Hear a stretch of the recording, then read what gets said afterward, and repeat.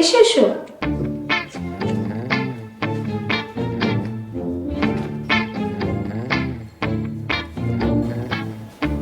শোনো, আমার ঘরে আসতে হলে তোমার পারমিশন নিতে হবে না। তোমার যখন ইচ্ছে তুমি তখন চলে আসবে। আমার মনটা না খারাপ। মন খারাপ কেন? মন খারাপ কেন? শেফালির লেগে। কি? তার মানে তুমি শেফালিকে ভালোবাসতে? ফলের মনে গরল নাই, শেফালির প্রতিও ভালোবাসা নেই। শেফালি মাইয়ের যে এত খারাপ হইব সেটা তো জানতাম না। আবার দজ্জাল লোকটারও ধরতে পারলাম না। থাক, এই জন্য মন খারাপ করো না। তুমি যে আমার জীবন বাঁচিয়েছ তাতেই আমি অনেক খুশি। কিন্তু দজ্জালরে তো আমি ছাড়বো না। আচ্ছা, ঠিক আছে, যা করার করবা। এখন বলো, আব্বু কি বলছে?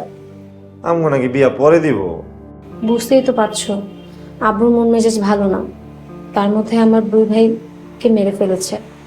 আব্বু তো বিপদে আছে। তাই এই সময় কি বিয়ে করা সম্ভব? হ, বুঝতে পারছি। চলেন আমরা পালাই বিয়া করি।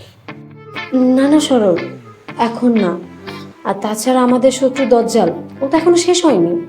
এই দজ্জাল দজ্জাল দজ্জাল ওরে পাইলে আমি জ্যান্ত মাটিতে পুঁতা ফেলাম। দজ্জালকে একবার শেষ করে ফেলে আমাদের রাস্তা একদম ক্লিয়ার। তখন আমার বিয়া করবেন তো?